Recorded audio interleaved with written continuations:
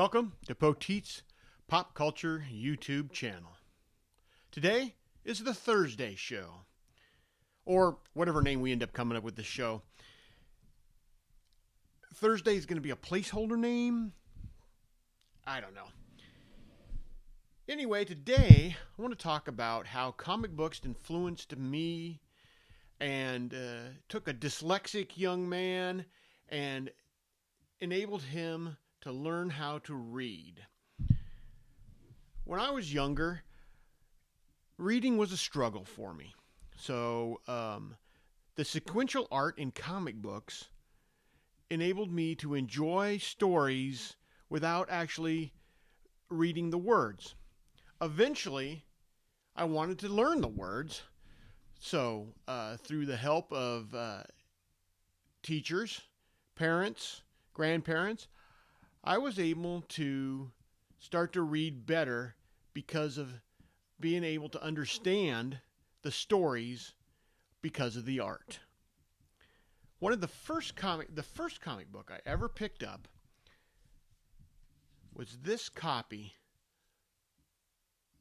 of Tarzan. I bought this down at our local store. 30-cent cover price. I read this book over and over again, and eventually I was able to read the words in it. This would open up a whole new world for me.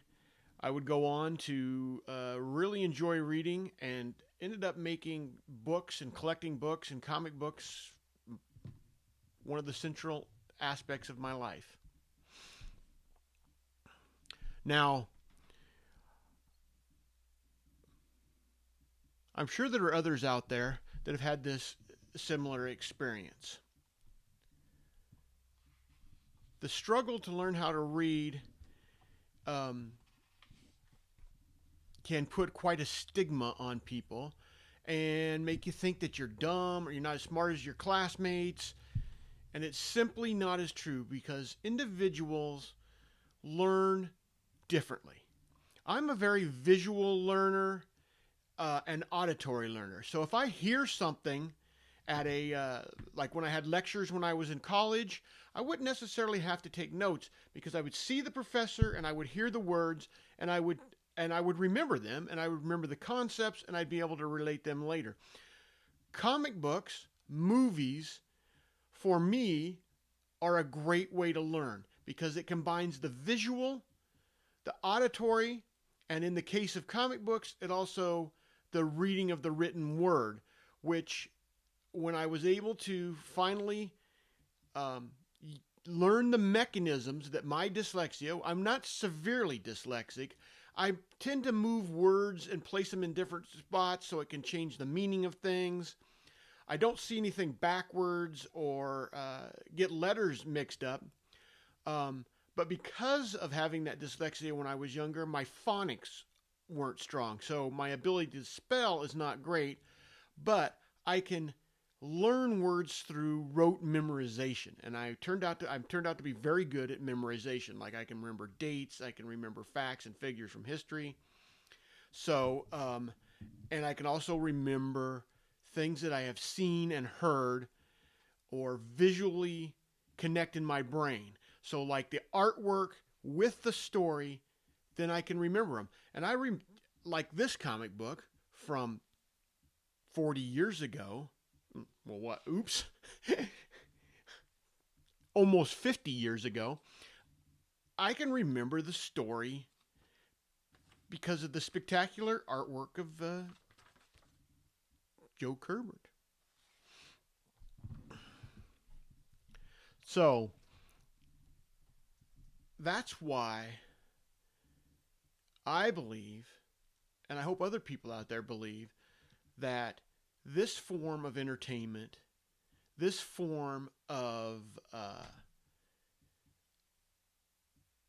artwork is very important to continue because I believe it is a great entree for younger people and people that are struggling with the standard ways of learning how to read.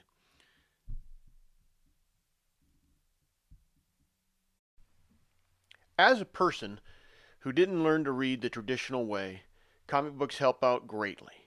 And I don't think we want to lose sight, get caught up in all the collectability, spectacular artworks, incredible covers. We don't want to lose sight of the storytelling aspect of comic books, because that can help people find their way in the greater world. I know it did for me. So let's look at a couple of the first comic books that I ever bought in a little bit more detail. We're going to put up a green screen, and then I will look through the comic books and show the pages on the green screen. Let's see how this turns out. Let's go a little more in depth into the first comic book I ever bought. The comic book that led me to the wider world of reading. It is Tarzan 248, as published by DC Comics. Tarzan originally was published by Dell, and then Gold Key, and then DC took them over in the early 70s. Joe Kubert, cover artist on this issue and the artist on most issues. Excellent artist for action and adventure. He was famous for the Sergeant Rock comic books. The story opens up. We see Tarzan taking down a water buffalo. Pretty spectacular feat. At the same time, back in civilization, One Punch Mulligan wins the world championship. And to celebrate, he wants to take a trip to Africa. And in their journey on their safari, they run into Tarzan. It's not a happy meeting. Tarzan warns them that they are moving into dangerous country. They ignore the warning and they keep going. And here we see the champ just mowing down Zebra with a machine gun. Not good, not good. Tarzan, very upset by this, goes looking for the champ. The champ and his manager inadvertently shooting into the jungle, and then they kill an elephant. Well, this is not going to go over well with Tarzan. Oh, look, that's a nice splash page. Full page, giant elephant coming out of the jungle. He continues to shoot at him. And then we see in the final page, Tarzan. Look at that. You killed Tantor, Tarzan will kill you. They go up, start fighting. Of course, we know the champ doesn't really stand a chance. Tarzan knocks him down. And the book concludes with the two of them getting ready to fight. I'm still trying to figure out who actually drew this. It doesn't totally look like Kubert artwork, but I guess it is. That's how the issue ended, with a cliffhanger. Now, this is not the original comic book I bought 50 years ago. I have since picked this up. The original one got destroyed because I read it so much, and then I believe it got thrown away. So, at some point, we'll have to come back and find out the conclusion to this exciting story. In the meantime, let's check out another comic book. This Detective is the first Batman comic book I bought. And Batman then subsequently became my favorite superhero. This Batman comic book takes place A Clue Before Dying is the title, and it takes place at a party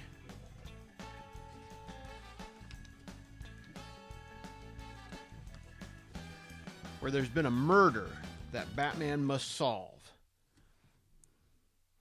And in the issue, they give you all the clues, if you know what to look for, the time of death,